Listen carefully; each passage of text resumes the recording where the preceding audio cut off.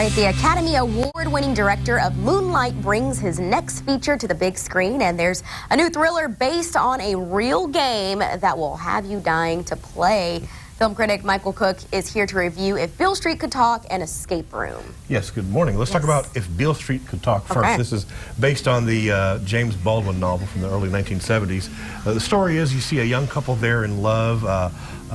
Kiki Lane and Stephen James play the two young couples. She's 19, he's 22, in early 1971 Harlem.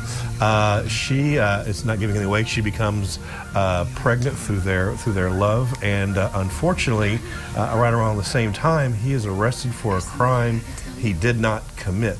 So her family must grapple with two major challenges. One, her pregnancy at such a young age, and trying to figure out if they can get him, Fonny as he's called, out of jail. There you see her family around the living room where she breaks the news to him. That is just one of the best scenes in that entire film, as his family kind of comes together to attempt to overcome these challenges.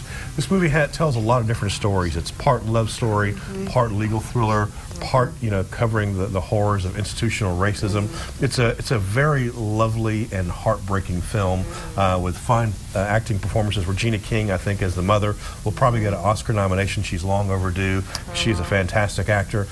This will also get Oscar nods for Best Picture. It's a lovely film. Again, it is heartbreaking. I really enjoyed it. I gave it a 9 out of 10. 9 out of 10, that's not bad. Lovely and heartbreaking. Those two words don't really go together, exactly, but sometimes it works. Sometimes it works, yes. Right. Now, the next movie to talk about is called Escape Room. This is a thriller. The basic premise is 5 or 6 strangers come together to an escape room complex. They don't know each other, but the basic premise is these escape rooms will kill you if you do not master. That's scary. A lot of us have done these escape rooms. We have to figure out the puzzles or the numbers, or figure out the lock, how to get out of it. Each escape room has either it'll burn you to death, either it'll freeze you out, or either it'll drown you. All these challenges where these actors have to or these characters have to come together to figure out all these clues. And as the movie goes along, it's clear that the inventors of the escape room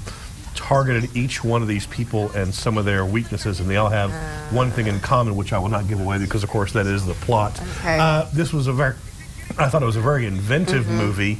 Some of the characters were kind of bland and not that particularly interesting, but I did enjoy the different ways they tried to, frankly, kill the characters as they go along. One downside of the movie, the ending was a little flat, to the point of where they're clearly trying to set up a franchise for this film, which I thought was a little bit cheap and a little bit too manipulative. I was kind of angry at the end there because it's all about trying to make money as opposed to tell a good story and make money. Exactly. So I did enjoy the movie. I did enjoy the inventiveness of it. I gave it a 7.5 out of 10. Okay, not too bad. Not too bad. But If Beale Street Could Talk would be my big recommendation for the weekend. Just depends on what you're in the mood for. Cool. Perfect. All right. Thanks so much for joining us. Thank you. All right, we'll send things over to Natalie for a look.